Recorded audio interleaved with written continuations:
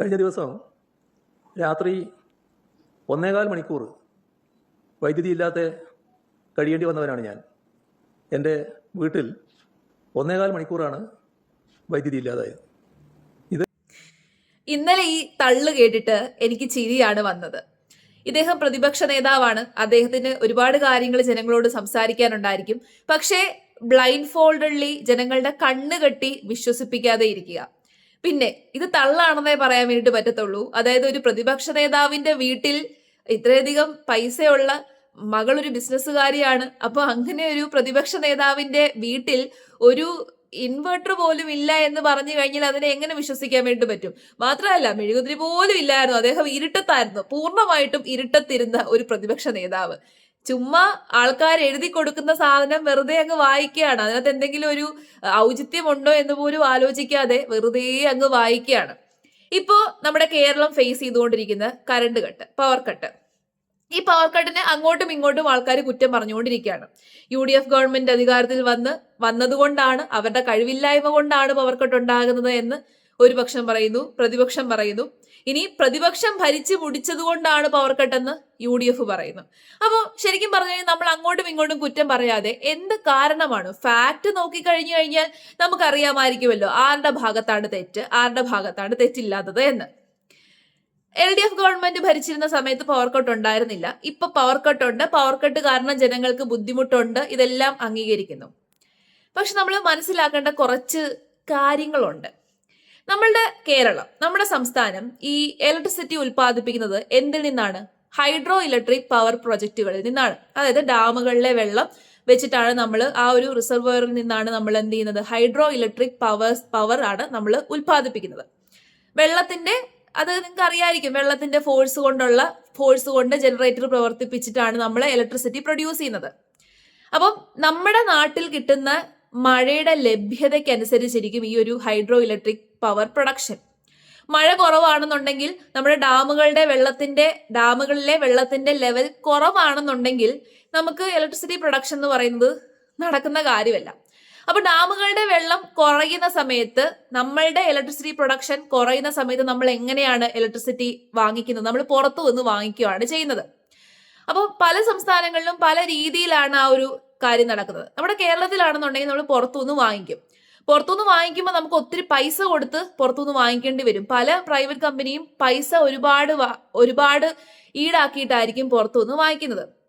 അപ്പൊ 2014 UDF ഗവൺമെന്റിന്റെ കാലഘട്ടത്തിൽ, അന്ന് ഉമ്മൻചാണ്ടി ആയിരുന്നു, അദ്ദേഹമായിരുന്നു അന്നത്തെ നമ്മുടെ മന്ത്രി. ആ സമയത്ത് ആര്യാടൻ മുഹമ്മദ് ആയിരുന്നു ഇലക്ട്രിസിറ്റി മിനിസ്റ്റർ. ആ സമയത്ത് ഒരു എഗ്രിമെന്റ് സൈൻ ചെയ്തിരുന്നു.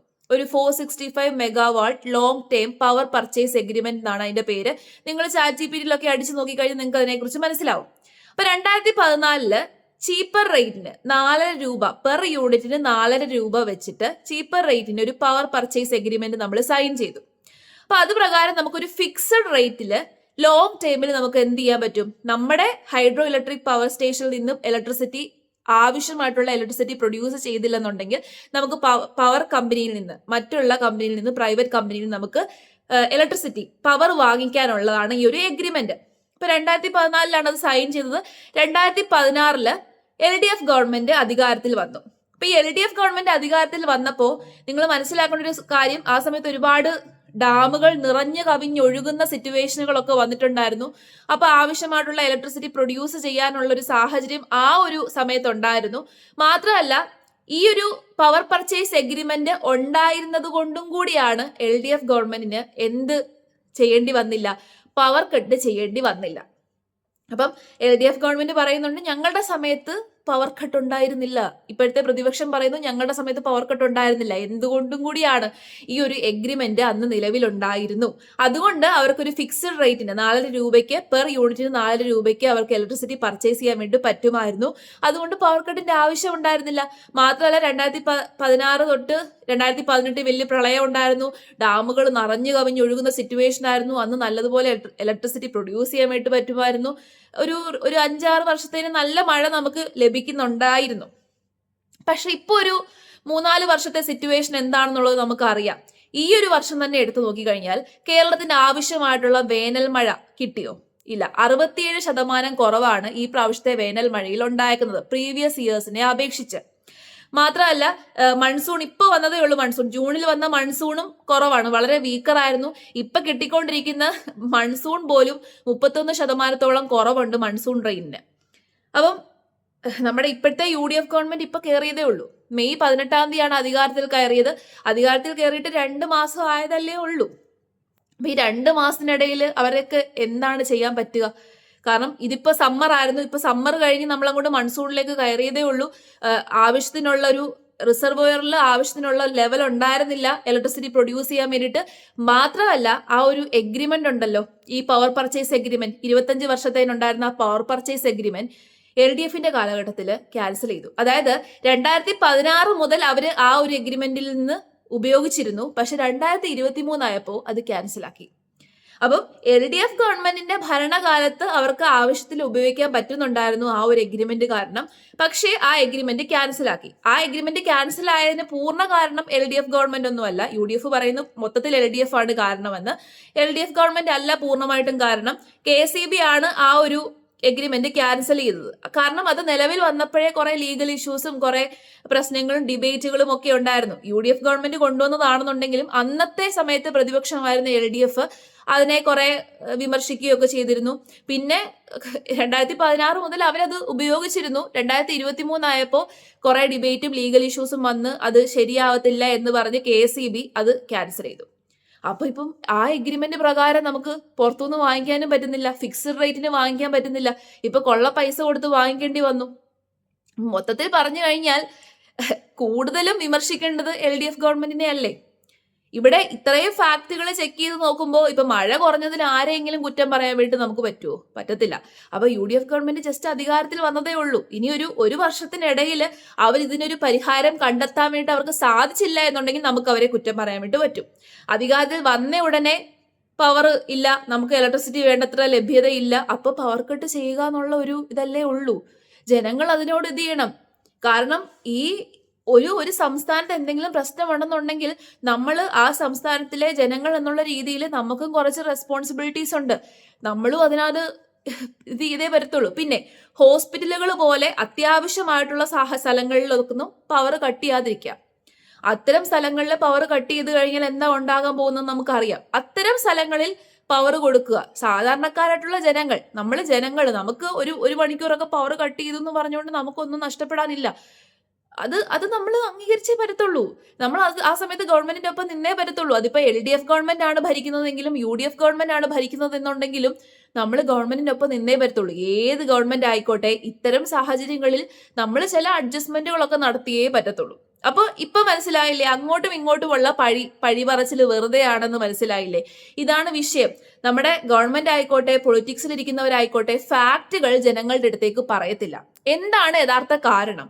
ഒരു വിഷയം ഉണ്ടായിക്കഴിഞ്ഞാൽ, ഒരു പ്രശ്നം ഉണ്ടായിക്കഴിഞ്ഞാൽ അതിന്റെ പുറകിൽ എന്താണ് റീസൺ എന്നുള്ളത് ആരും പറയത്തില്ല. പ്രതിപക്ഷ നേതാവ് വന്ന് ബ്ലൈൻഡ് ഫോൾഡഡ്ലി അങ്ങ് പറയുവാണ്, ഞാൻ 1 മണിക്കൂർ ഇരുട്ടത്തിരുന്നു.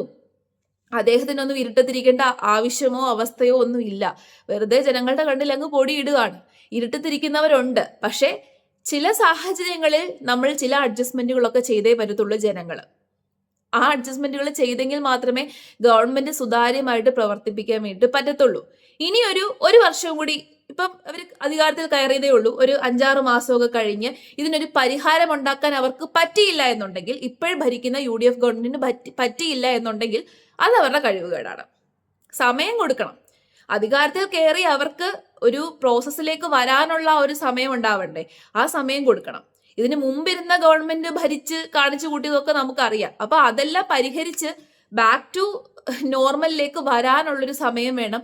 ആ വരുന്ന സമയത്തിനുള്ളിൽ പല കാര്യങ്ങളും, പല അഡ്ജസ്റ്റ്മെന്റുകളും ജനങ്ങൾ എന്നുള്ള രീതിയിൽ നമ്മളും ചെയ്യും. പിന്നെ ഒരു കാര്യം കൂടെ ഉണ്ട്, ഇത് പറഞ്ഞ് ആരും എന്നെ LDFകാരിയോ UDFകാരിയോ ഒന്നും ആക്കാൻ വരരുത്. ഇനി കുറച്ച് ആൾക്കാർ പറയും ഞാൻ കോൺഗ്രസ്സുകാരിയാണ്, കുറച്ച് പേര് പറയും ഞാൻ സംഘിണിയാണ്. അങ്ങനെയൊന്നും ആക്കാൻ വരണ്ട. ഞാൻ ഇവിടെ ഒരു ഗവൺമെന്റിനെയും പൂർണ്ണമായിട്ട് കുറ്റം പറഞ്ഞിട്ടില്ല. ഞാൻ ഫാക്റ്റുകൾ മാത്രമാണ് പറഞ്ഞത്. കാരണം ആരും ഫാക്ട്സ് എന്താണെന്നുള്ളത് നോക്കത്തില്ല. ഗവൺമെന്റ് വന്നു, ഗവൺമെന്റ് തലയെ വെച്ചു, അതല്ല സംഭവം. ഒരു സിറ്റിസൺ എന്നുള്ള രീതിയിൽ, ഒരു പൗരൻ എന്നുള്ള രീതിയിൽ നമ്മൾ ആ ഫാക്റ്റുകളും കൂടി ചെക്ക് ചെയ്യേണ്ടതുണ്ട്. എന്താണ് കാരണം, എന്താണ് റീസൺ, ആരാണ് കാരണക്കാർ, ഇതെല്ലാം നമ്മൾ പൂർണ്ണമായിട്ട് നോക്കി ചെക്ക് ചെയ്തതിനു ശേഷം നമുക്ക് ഒരാളെ കുറ്റം പറയാൻ വേണ്ടി പറ്റത്തുള്ളൂ.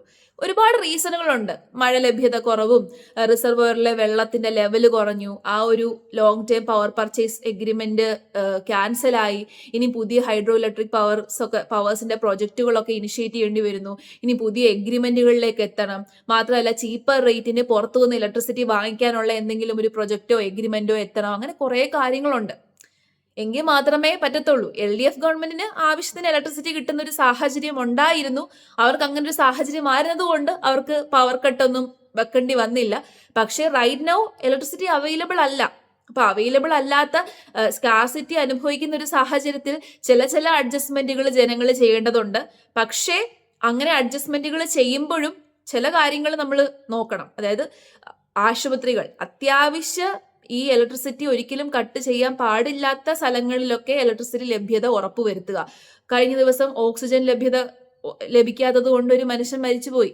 അത് ഹോസ്പിറ്റലുകളിലെ ഇലക്ട്രിസിറ്റി കട്ട് ചെയ്തത് കൊണ്ടാണ്. അപ്പൊ അത്തരം സ്ഥലങ്ങളിൽ ഇലക്ട്രിസിറ്റി കൊടുത്തിട്ട് സാധാരണക്കാരുടെ ഇലക്ട്രിസിറ്റി ഒരു മണിക്കൂറൊക്കെ കട്ട് ചെയ്യുന്നതിലൊന്നും കുഴപ്പമൊന്നുമില്ല. നമ്മളങ്ങ് 24 മണിക്കൂറും ഇലക്ട്രിസിറ്റി വേണമെന്നൊന്നും പറഞ്ഞു കഴിഞ്ഞാൽ നടക്കത്തില്ല. നമ്മുടെ നാടിന്റെ സാഹചര്യം, ക്ലൈമറ്റിക് കണ്ടീഷൻ, നമ്മുടെ ജോഗ്രഫിക്കൽ കണ്ടീഷൻ ഒക്കെ അതിനൊക്കെ അനുസരിച്ച് പല സാഹചര്യങ്ങളും മാറി മാറി വരും. അപ്പൊ അതൊക്കെ അഡ്ജസ്റ്റ് ചെയ്യാൻ നമ്മളും തയ്യാറായിരിക്കണം എന്നുള്ളതാണ് സത്യം. പിന്നെ ഇനി ഒരു ലോങ് ടേമിൽ ഇവർക്കൊരു കാരണം കണ്ടെത്താൻ പറ്റിയില്ല എന്നുണ്ടെങ്കിൽ അത് നമുക്ക് ഗവൺമെന്റിന്റെ കഴിവില്ലായ്മയാണ് എന്ന് പറയാം. ഇവിടെ ആരുടെയും കഴിവില്ലായ്മ പൂർണ്ണമായിട്ടും ആരെയും കുറ്റം പറയാൻ വേണ്ടി പറ്റത്തില്ല. ഇതിനു മുമ്പിരുന്ന ഗവൺമെന്റിനെയും പൂർണ്ണമായിട്ട് കുറ്റം പറയാൻ വേണ്ടി പറ്റത്തില്ല. അവരുടെ കയ്യിലും ചില പാളിച്ചകൾ ഉണ്ടായിട്ടുണ്ട്. പക്ഷെ ഇപ്പോൾ ഉള്ള ഗവൺമെന്റിന്റെ കയ്യിലെ പാളിച്ചയാണെന്ന് ഞാൻ ഒരിക്കലും പറയത്തില്ല. അവർ കയറിയിട്ടേ ഉള്ളൂ. കുറച്ചും കൂടി കഴിയുമ്പോഴും ഇതേ സിറ്റുവേഷൻ ആണെന്നുണ്ടെങ്കിൽ അപ്പൊ നമുക്ക് അവരുടെ പാളിച്ചയാണെന്ന് പറയാം.